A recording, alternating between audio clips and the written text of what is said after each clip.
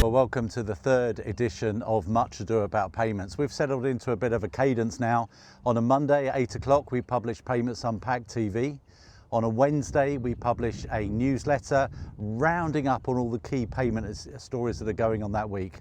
And our Friday now is for a third week in a row, Much Ado About Payments.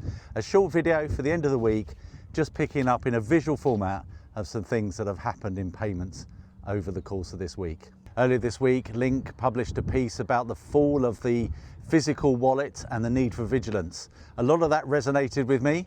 I only use a card domiciled in my phone, tokenized as part of Apple Pay. I don't carry a physical card. There's a link in the notes below in terms of access to Link's document. But here's a picture of something that faced me at the petrol station today when I was filling up my Land Rover. I couldn't get petrol on that basis. So very clearly connected to Link's paper this week.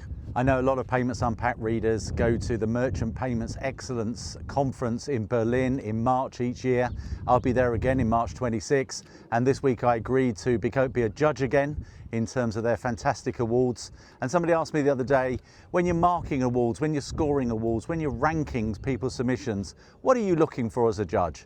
Well, here's a quick 1-minute video that might help you on your way if you're going to be submitting an award submission to Merchant Payment Excellence. Next, I have with me Mike Chambers, Payments Unpacked. Mike, welcome. Please let us know what your tips are. Hi. Thanks, Nara. Let me give you what I think is my biggest tip, and it's really simple.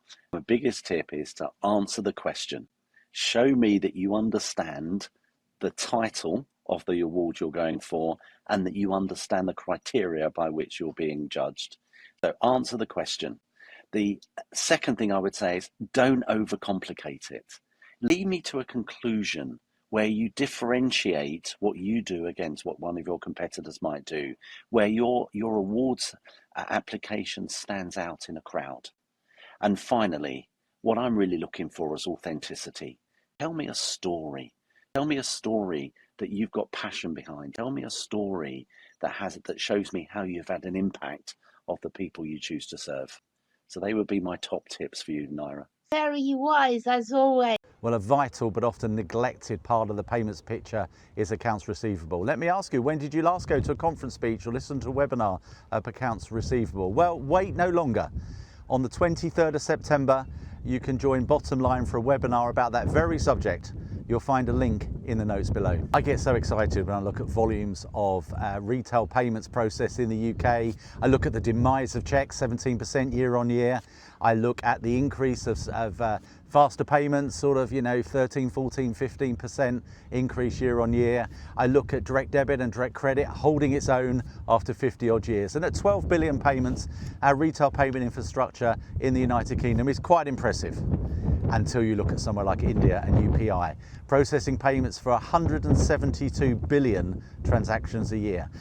Jeremy Light wrote an excellent blog on this the other week, and we were pleased to take it as a guest blog, and you'll find a link to Jeremy's excellent answer about the rise of UPI in India in the notes below.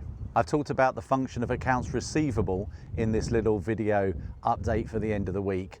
But make sure you look at Payments Unpacked TV for last Monday. There's a short clip to follow, and that clip is talking about cracking corporate payments. It's a video, an interview we did with Richard Ransom, and Richard from Bottom Line really unpacks some of the key challenges, aspirations, hopes and fears of corporates when making payments. But the National Payments Vision calls for a resilient payments infrastructure that supports innovation. So as we think about designing a future payments infrastructure, do batch or bulk payments even have a place in a future infrastructure state?